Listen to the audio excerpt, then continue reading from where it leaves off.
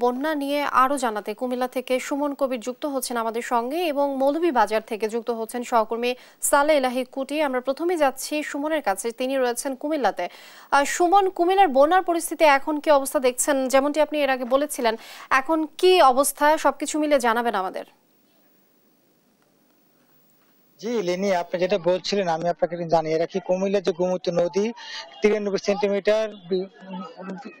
Centimetre আসলে বিপদসীমার উপর প্রবাহিত হচ্ছে। তবে একটা বিষয় জানিয়ে রাখি, তো কুমিল্লা প্রায় 2 লক্ষ লোকের উপর আসলে দুই সাইডে যারা নদীর দুই পাশে বসবাস করে তারা সকলকে আসলে নিরাপদ স্থানে সরিয়ে যেতে বলা হয়েছে। এবং আমরা দেখেছি কুমিল্লা আজকে সকাল থেকে কামারখাড়া যে এলাকা আছে সেখান থেকে প্রায় 20-25 হাজার লোক আসলে এখন পর্যন্ত নিরাপদ আশ্রয় নিয়ে জেলা প্রশাসন নিতে সক্ষম হয়েছে। তবে একটু জানিয়ে রাখি, কুমিল্লা এই পর্যন্ত আমরা দেখেছি কুমিল্লার যে বাঁধের উপরে যে বাটা এখন পর্যন্ত প্রায় 10-12টি জায়গায় আসলে ফাটল দেখা দিয়েছে এবং সেগুলো আসলে মেরামতের কাজ করছে। সাথে সাথে স্থানীয় যারা ছিলেন সামাজিক সংগঠন, সেই সাথে যারা আসলে এলাকার লোক রয়েছে সকল লোক মিলিয়ে আসলে এই ধরনের কাজগুলো করছে। আর আরেকটা বিষয় জানাই, কুমিল্লা যে গোমতী নদী, যে আপনি জানেন এই গোমতী নদী যে ভারতের পাহাড়ের ঢলে যে পানি আসলে আসার কারণে হঠাৎ করে গত 3 দিন যাবত টানা বৃষ্টি এবং সেই সাথে কুমিল্লার যে বিপদসীমা যে মিটার রয়েছে সে সেন্টিমিটার 93 সেন্টিমিটার উপরে প্রবাহিত হচ্ছে। একটু জানাই কি, কুমিল্লার যে আশেপাশে যে অবস্থা আমরা দেখেছি সামগ্রিকভাবে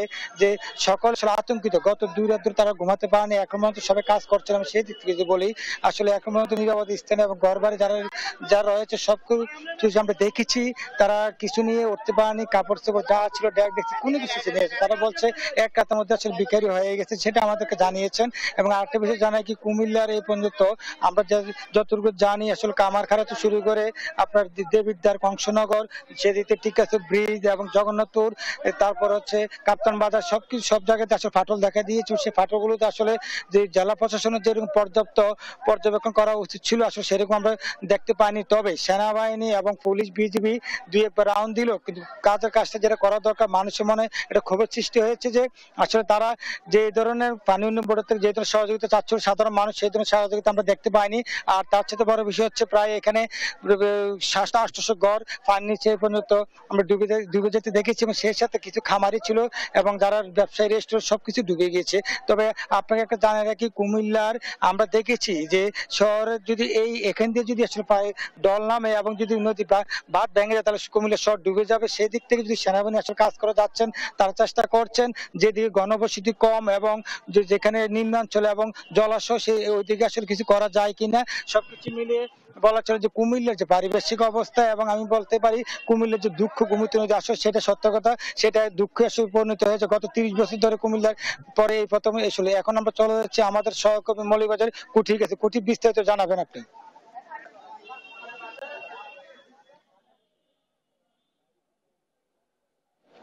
ধন্যবাদ সুমন। আপনি যেমনটি বলছিলেন যে মৌলভীবাজারের দ্বিতীয় ধাপের বন্যার ক্ষত শুকিয়ে ওঠার আগেই তৃতীয় ধাপে আবার মৌলভীবাজারে বন্যা শুরু হয়েছে।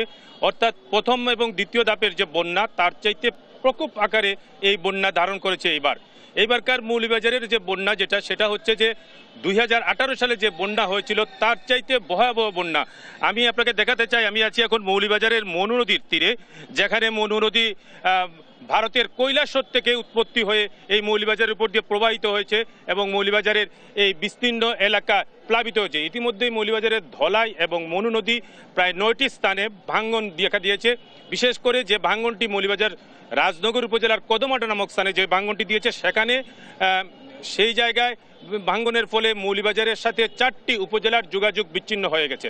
অর্থাৎ মৌলভীবাজারের যে অবস্থা, বন্যার অবস্থা, যত সময় যাচ্ছে ততই হুহু করে বন্যার পানি বাড়ছে এবং নতুন নতুন এলাকা প্লাবিত হয়েছে।